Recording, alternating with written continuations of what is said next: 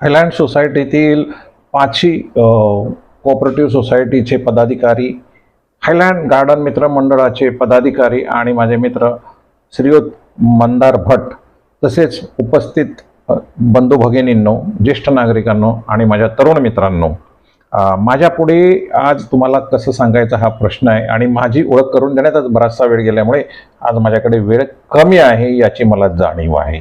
लक्षात घ्या की जेव्हा आपण भारतीय संविधानाबद्दल बोलतो किंवा कायद्याबद्दल बोलतो तेव्हा अनेकदा कायदा संविधान हे इंग्रजीमध्ये असल्यामुळे ते खूप जड वाटतं आणि आपल्या अंगावर बुलडोझर केल्यासारखं वाटतं. परंतु म्हणूनच मी आज याची ओळख तुम्हाला मराठीत करून देणार आहे. आता बघा, आपण प्रिएम्बल वाचलं तर या प्रिएम्बलमध्ये आपण काय वाचलं तर आम्ही भारतीय लोक भारताचे एक सार्वभौम समाजवादी धर्मनिरपेक्ष लोकशाही गणराज्य घडवण्याचा आणि त्याच्या सर्व नागरिकास विचार, अभिव्यक्ती, विश्वास व श्रद्धा यांचे आश्वासन देणारी बंधुता प्रवर्तित करण्याचा संकल्पपूर्वक निर्धार करून आमच्या संविधान सभेत आज दिनांक 26 नोव्हेंबर 1949 रोजी याद्वारे हे संविधान अंगीकृत आणि अधिनियमित करून स्वतः परत अर्पण केलं आहे. जेव्हा आपण असं म्हणतो तेव्हा आपल्याला पटकन हे संविधान कळतं.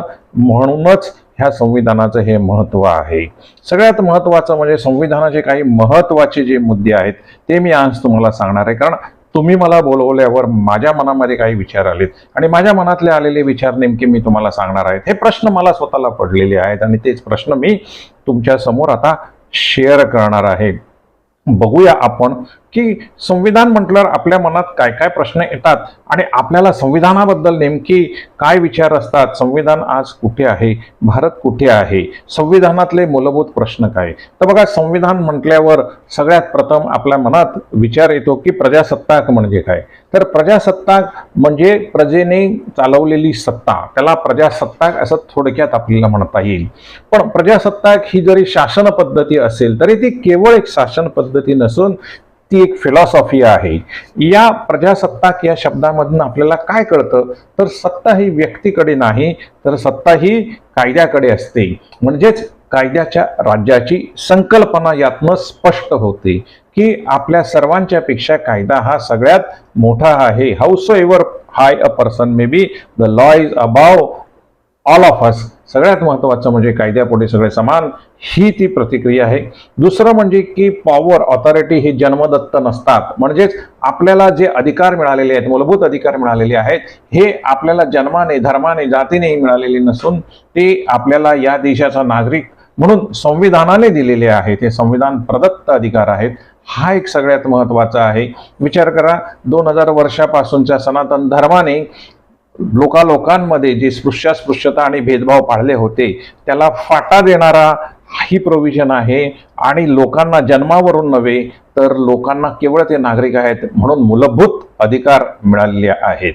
आता सगळ्यात महत्त्वाचं म्हणजे की नागरिक हा केवळ प्रेक्षक नसून तो एक सहभागी व्यक्ती आहे. यालाच पार्टिसिपेटरी डेमोक्रेसी असंही म्हणतात.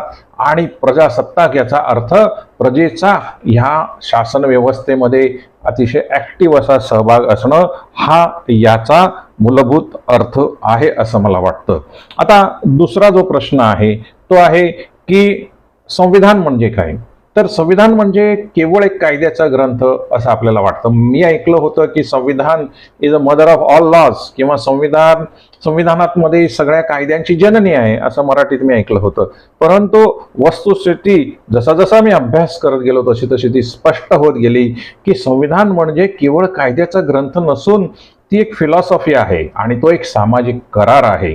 आणि तो एक सामाजिक करार आहे हे आत्तापर्यंतचे अरिस्टॉटल, सॉक्रेटिस, एवढंच कशाला तर रुसो आणि जॉन रॉल्स पर्यंतचे सगळे तत्वज्ञ यांनी सांगून गेलेले आहेत. अर्थात हे सगळे तत्वज्ञ आपल्याला वाचणं कठीण असतं कारण तत्वज्ञान हे मुळातच बोजड असतं. परंतु ह्या सर्वांचा आपण कुठे ना कुठे जेव्हा संदर्भ लोकशाहीच्या संदर्भात वाचतो तेव्हा एक गोष्ट पक्की होते की संविधान म्हणजे सर्वसामान्य नागरिकांनी एकत्र येऊन सर्वांच्या भल्यासाठी केलेला एक सामाजिक करार आहे जो सर्वांना मान्य आहे. आणि म्हणूनच संविधानाचा अर्थ एक सामाजिक करार असंही आपण घेऊ शकतो. आता राष्ट्रांच्या मूल्यांचा देखील तो एक आराखडा आहे. आपल्याला नवीन मूल्य मिळालेली स्वातंत्र्य, समता, बंधुता ही जी मूल्य मिळालेली आहेत ही देखील संविधानामध्ये आहेत, म्हणून तो एक मूल्यांचा आराखडा देखील ठरतो. त्याचप्रमाणे संविधान हा एक भविष्याचा नकाशा देखील ठरतो. हे सगळ्यात महत्त्वाचं आहे. डॉक्टर बाबासाहेब आंबेडकरांनी सांगितलं होतं की आम्ही संविधान खूप विचार करून बनवलंय. जगातली सगळी संविधानं आम्ही पालती घातलेली. We have ransacked practically all the constitutions in the world and thereafter we have given you this constitution. पण असं असलं तरी संविधान यशस्वी करणं किंवा अयशस्वी करणं ही संपूर्णपणे नागरिकांची जबाबदारी आहे. नागरिक जेवढे चांगले तेवढंच ते संविधान यशस्वी किंवा अयशस्वी होऊ शकतं, असं डॉक्टर बाबासाहेब आंबेडकरांनी म्हटलं होतं. दुसरं म्हणजे की लोकशाही ही केवळ एक मतदान नाही, हे आपण लक्षात ठेवलं पाहिजे. बघा, मी सुद्धा नुकतंच मतदान केलं होतं. माझ्या बोटावर शाई होती आणि दुसऱ्या दिवशी त्याच दिवशी आपण सगळ्यांनी आपली बोटं एकमेकांना व्हॉट्सॲपवरून दाखवली. नॉर्मली बोटं दाखवणं हे वाईट समजतात, परंतु निवडणुकीच्या दिवशी आपण अभिमानाने बोट दाखवतो, कारण मतदान हे आपलं कर्तव्य आहे. माझ्या बोटावरची शाई निघून गेली, ह्यावेळच्या शाईमध्ये पाणी होता, हा भाग वेगळा. पण मी मतदान केलं, मला शाई लागली. परंतु लोकशाही म्हणजे केवळ मतदान नाही, हे आपण लक्षात ठेवलं पाहिजे. कारण लोकशाही म्हणजे प्रश्न विचारण्याचं स्वातंत्र्य, लोकशाही म्हणजे मतभिन्नतेचा स्वीकार, लोकशाही म्हणजे विवेकपूर्ण चर्चा. हे आपण विसरता कामा नये. सगळ्यात महत्त्वाचं म्हणजे की लोकशाही म्हणजे जबाबदार सहभाग, रिस्पॉन्सिबल पार्टिसिपेशन. तुम्ही आणि आम्ही केवळ मतदान केलं म्हणून आपलं कर्तव्य संपलं असं न समजता तिथून आपल्या कर्तव्याची सुरुवात आहे, हे लक्षात ठेवून आपण आपलं काम केलं पाहिजे. सगळ्यात महत्त्वाचं म्हणजे की संविधान आणि लोकशाही म्हणजे केवळ बहुमताचं राज्य नाही, तर ते विवेकाचं राज्य आहे. It is a state of reasons. शहाणपणाचं आणि विवेकाचं राज्य आहे आणि राज्यकर्त्यांच्याकडनं विवेक आणि शहाणपणा संविधानाला अपेक्षित आहे. हे सगळ्यात महत्त्वाचं आहे. जर लोकशाही फक्त बहुमताच्या आकड्यावर चालली तर ती हुकुमशाहीकडे वळते. लक्षात घ्या की लोकशाहीला अनेकांना बहुमत मिळाल्यावर आपलं काम संपलं असं वाटतं. आपण देखील विसरून जातो, चला ते सत्ता करतायत, परंतु तसं नाही. त्यांच्यावर लक्ष ठेवणं हे देखील आपलं महत्त्वाचं कर्तव्य आहे एक नागरिक म्हणून. आणि आजच्या प्रजासत्ताकाच्या दिवशी याची आपण उजळणी करूया. पुढचा महत्त्वाचा मुद्दा आहे की भारतीय संविधानाची 3 मूलभूत तत्वे आहेत. खरं सांगायचं तर 4 मूलभूत तत्व आहेत: स्वातंत्र्य, समता, बंधुता आणि न्याय. आता आपण आपल्या प्रिएम्बलमध्ये किंवा उद्देशिकेमध्ये बघितलंच की आम्ही आमच्या भारतीय नागरिकांना स्वातंत्र्य, समता, बंधुता आणि न्याय याची हमी दिलेली आहे. स्वातंत्र्य कुणासाठी? लक्षात घ्या, स्वातंत्र्य हे पक्षासाठी, राजकीय पक्षांसाठी किंवा लोकनेत्यांसाठी नाही. आजच्या स्वातंत्र्य, आज आपण बोलणार आहोत ते तुमच्या माझ्या स्वातंत्र्याचे, कारण आपण नागरिक आहोत. आजचा प्रजासत्ताकाचा दिवस आहे आणि याच्याबद्दल आज आपण बोलणार आहोत. ते आपलं स्वातंत्र्य आहे. जर आपलं स्वातंत्र्य गेलं आणि व्यक्ती म्हणून आपण नागरिक गुलाम झालो तर आपण देश चालवू शकणार नाही. या अर्थाने स्वातंत्र्य खूप महत्त्वाचं आहे. समता नसेल तर समाज तुटतो. आज आपण वेगळ्या वेगळ्या जाती धर्मांमध्ये विखुरलेला आपला देश आहे आणि ह्याच्यामध्ये जर विषमता असेल, जातीपाती असतील, अस्पृश्यता असेल, भेदाभेद असेल तर समाज तुटेल. आणि बंधुता म्हणजे विविध राज्यांमधली बंधुता असली पाहिजे, विविध धर्मियांमधली, विविध संस्कृती पाळणाऱ्या लोकांमध्ये आणि वंशाच्या लोकांमध्ये, स्त्री पुरुष यांच्यामध्ये समता आणि बंधुता असली पाहिजे, ही आवश्यकता आहे. अन्यथा असं झालं नाही तर राष्ट्र विखुरतं. आपण बघितलेलं आहे की खलिस्तानच्या चळवळीच्या वेळेला देखील राष्ट्र विखुरण्याची भीती आपल्याला तेव्हा वाटली होती. सगळ्यात महत्त्वाचं म्हणजे न्याय, कारण सामाजिक आणि आर्थिक न्यायाची तसंच राजकीय न्यायाची हमी आपल्या संविधानाने आपल्याला दिली आहे. आणि केवळ पॉलिटिकल डेमोक्रेसी असून चालणार नाही किंवा केवळ पॉलिटिकल जस्टिस म्हणून चालणार नाही, तर लोकांना सामाजिक न्याय आणि आर्थिक न्याय देखील मिळाला पाहिजे. एकीकडे श्रीमंत माणसं वारेमाप पैसा जमवत चाललेली आणि दुसरीकडे लोक कंगाल होत चाललेली आहेत. आपण म्हणतो की आपला देश खूप मोठ्या प्रमाणावर GDP त्याची वाढलेली आहे आणि जगातल्या प्रगतिशील देशांच्या पंक्तीमध्ये आपण 4थ्या नंबरवर जाऊन बसलो आहे. परंतु वस्तुस्थिती मात्र लक्षात घ्या की तो नंबर महत्त्वाचा नाही, कारण आपल्या देशाचं सकल उत्पन्नाला तुम्ही लोकांच्या 145 कोटी लोकांच्या संख्येने भागलं तर प्रत्येकाच्या वाट्याला किती येतात? तर $0.27 एवढंच उत्पन्न येतं आणि हे उत्पन्न बांगलादेशपेक्षा कमी आहे. याची देखील आपल्याला जाणीव असली पाहिजे असं मला वाटतं. म्हणूनच राजकीय, सामाजिक आणि आर्थिक न्याय जर राष्ट्रामध्ये आपण देऊ शकलो नाही तर आपल्या स्वातंत्र्याचा आणि आपल्या संविधानाचा उपयोग नाही. म्हणूनच आज आपण खरोखर हा प्रश्न विचारला पाहिजे की आपण समतेचा समाज निर्माण केला आहे का? कायद्याने आपल्याला समानता दिली, परंतु आपल्या मनाने आपण ती स्वीकारली आहे का? हा एक अतिशय महत्त्वाचा मुद्दा आपण लक्षात आज घेतला नाही तर त्याला काहीही अर्थ राहणार नाही असं मला वाटतं. प्रजासत्ताक कुठे आहे हा एक प्रश्न आहे. प्रजासत्ताक हा संसदेत आहे, प्रजासत्ताक हा विधानमंडळात आहे, प्रजासत्ताक हा महानगरपालिकेत आहे का? तर मित्रांनो, मला तसं नाही वाटत. प्रजासत्ताक समाजामध्ये आहे, आपल्या सोसायटीमध्ये आहे.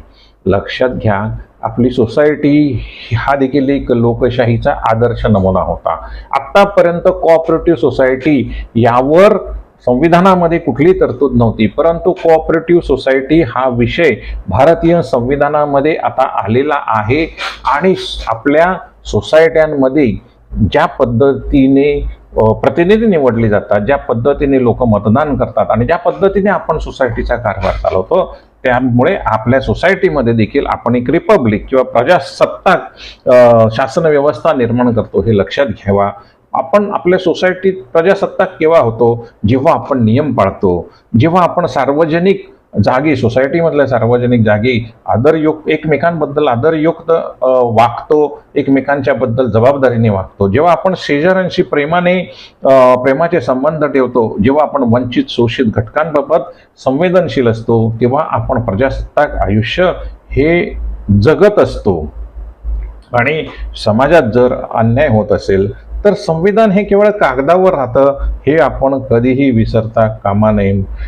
त्याच्या पुढचा जो महत्त्वाचा मुद्दा मला वाटतो तो असा आहे की आपण आधुनिक झालेलो आहोत. मान्य आहे, एकीकडे डिजिटल क्रांती आपण घडवलेली आपल्या देशामध्ये की ज्याचे अनेकांना हेवा वाटतो. दुसरीकडे अंतराळ संशोधन आपण मोठ्या प्रमाणावर गेलो, अंतराळात गेलो, मंगळावर गेलो आणि चंद्रावर देखील गेलो. आपण आर्थिक प्रगती केली, आता आपण बोललोच. ही झाली पहिली बाजू. परंतु जर दुसरी बाजू जर आपण बघितली तर ती अशी आहे की आपण सामाजिक विषमता आपल्या देशामध्ये आहे, दुसरीकडे माहितीचा गैरवापर होतोय आणि तिसरीकडे भावनिक ध्रुवीकरण होतंय. सामाजिक विषमता म्हणजे मगाशी मी सांगितल्याप्रमाणे आर्थिकदृष्ट्या अतिशय गरिबीत आणि हलाखीत जगणारे वंचित शोषित लोक आहेत आणि दुसरीकडे अत्यंत श्रीमंत लोक राहतात. अशा पद्धतीची सामाजिक विषमता चालणार नाही. माहितीच्या गैरवापराबद्दल काय बोलणार? आपल्याला व्हॉट्सॲपवर आणि इंटरनेटवर येणारी जी माहिती आहे ती चुकीची माहिती आणि गैरसमज पसरवणारी माहिती पसरवून जातींमध्ये धर्मांमध्ये तेढ माजवण्याचे प्रकार होत आहेत. आणि हे सगळं कोण करतायत? हे राजकीय पक्ष करतायत स्वतःच्या फायद्यासाठी. म्हणूनच माहितीचा गैरवापर करणं हा एक खूप मोठा प्रश्न आहे. भावनिक ध्रुवीकरण हे देखील एक मोठं वास्तव आहे. आज आपण अत्यंत भावनिक होऊन भूतकाळामध्ये आपल्या धर्मावर अन्याय झाला म्हणून परधर्मीयांना दोष देतो, परंतु हे जे भावनिक ध्रुवीकरण हे सिस्टमॅटिकली केलेलं एक प्रचार असतो ज्याला आपण बळी पडतो. म्हणूनच मला असं वाटतं की आपण किती प्रगती केली यापेक्षा आपण समाजाचा सामाजिक समतोल किती राखला हे महत्त्वाचं ठरतं. लक्षात घ्या, conflict in progress and value system हा महत्त्वाचा मुद्दा आहे. आपली मूल्य व्यवस्था, आपले विचार पुन्हा एकदा आजच्या दिवशी आपण तपासून बघूया की आपण कुठे उभे आहोत. पुढचा जो मुद्दा आहे तो नागरिकत्वाचा आहे. आपण नागरिक झालो. मगाशी मी सांगितल्याप्रमाणे 1947ला जसं आपल्याला स्वातंत्र्य मिळालं, आपण या देशाचे नागरिक झालो आणि संविधानाने ते नागरिकत्व कन्फर्म केलं, आपल्याला अधिकार दिले, कर्तव्य दिली. परंतु नागरिकत्व ही केवळ कायदेशीर संकल्पना नव्हे तर ती एक नैतिक संकल्पना आहे.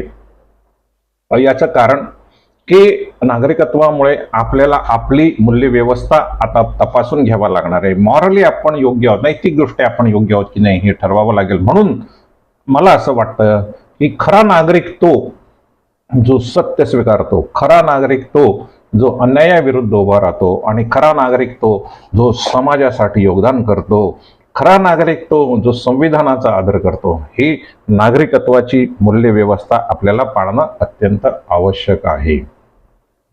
यापुढे जाऊन मला असं वाटतं की मुलांनी आणि तरुणांनी एक गोष्ट लक्षात घेतली पाहिजे की तुमच्यासाठी भारत हा केवळ एक इतिहास नाही, तर भारत हे तुमचं भविष्य आहे. भारत हे तुमचं भवितव्य आहे. कारण ह्या भविष्यामध्ये आणि भवितव्यामध्ये तुम्ही काय करणार आहात हे महत्त्वाचं ठरतं.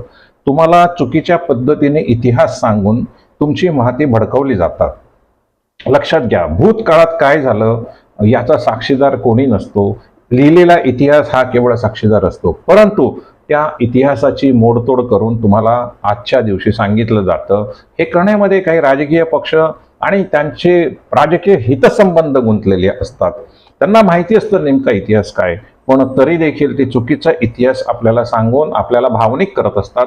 कारण ज्या क्षणाला तरुण मंडळी भावनिक होतात त्या क्षणाला ते त्यांच्या राजकीय विचारांचे गुलाम होतात आणि आपल्या राजकीय विचारांचे गुलाम आणि वाहक होण्यासाठी तरुणांचा आणि मुलांचा फार सिस्टमॅटिकली वापर केला जातो. म्हणून इतिहासामध्ये काय झालं यामध्ये गुंतून पडण्यापेक्षा तुमच्या पुढे जे भविष्य आहे त्याचा विचार करा, वर्तमानामध्ये काय आहे ते विचार करा आणि विवेकपूर्ण विचार करा. प्रश्न विचारण्याचं धैर्य ठेवा.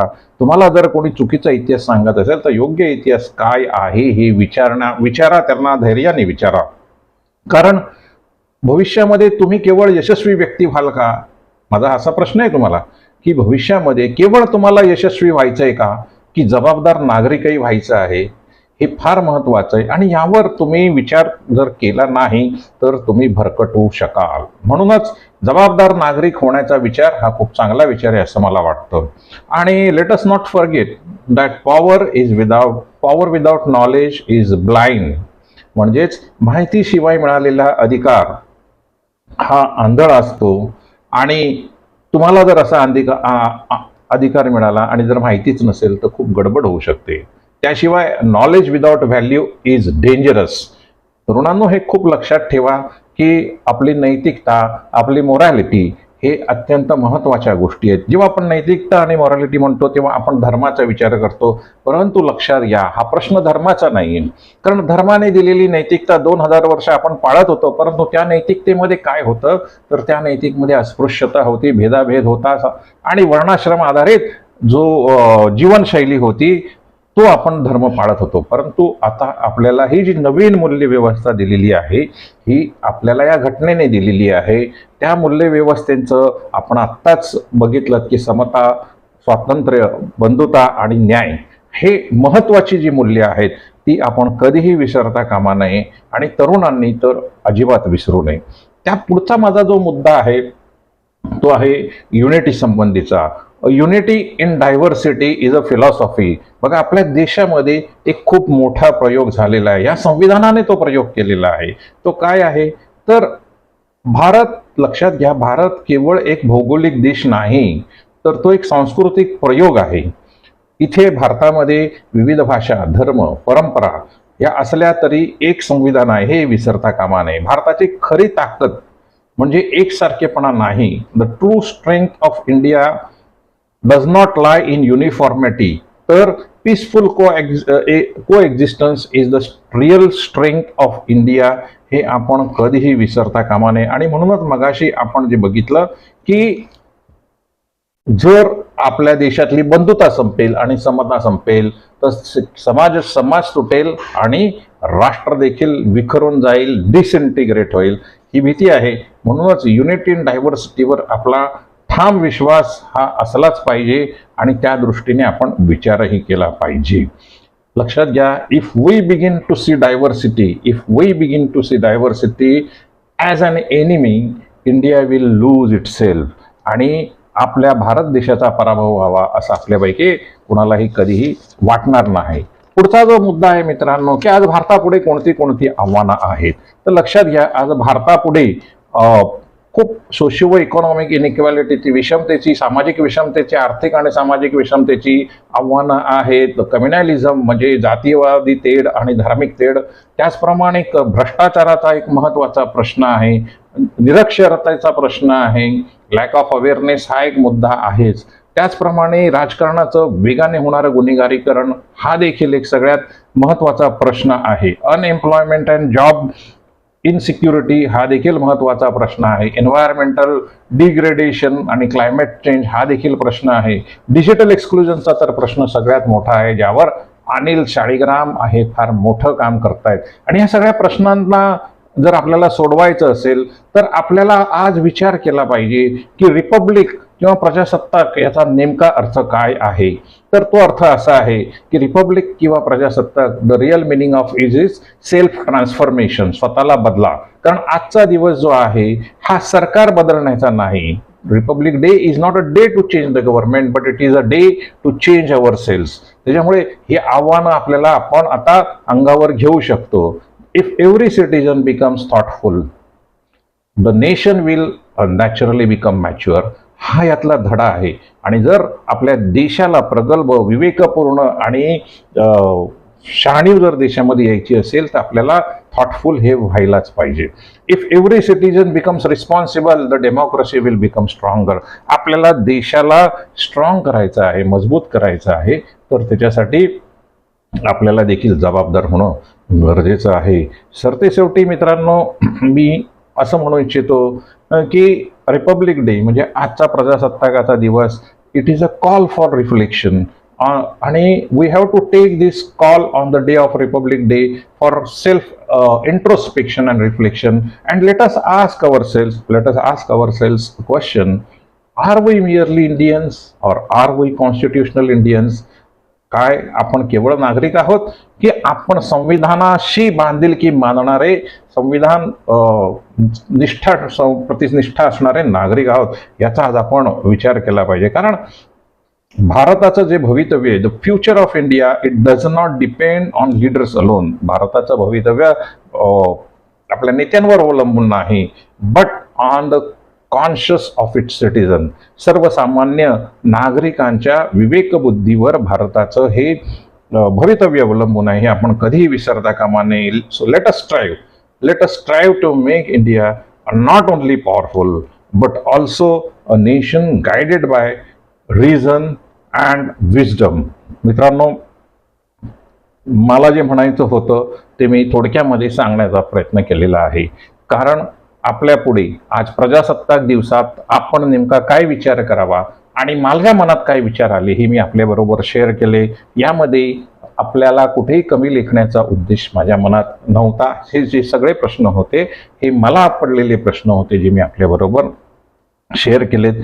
सगळ्यात महत्त्वाचं म्हणजे की या इथे मला आपण सगळ्यांनी बोलवलं आणि माझ्या हस्ते ध्वजवंदन केलं.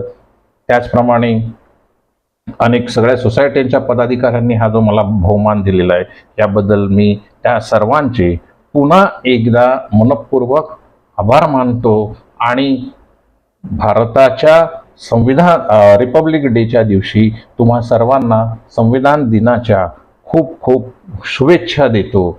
जय हिंद, जय महाराष्ट्र. धन्यवाद. पुन्हा भेटूया.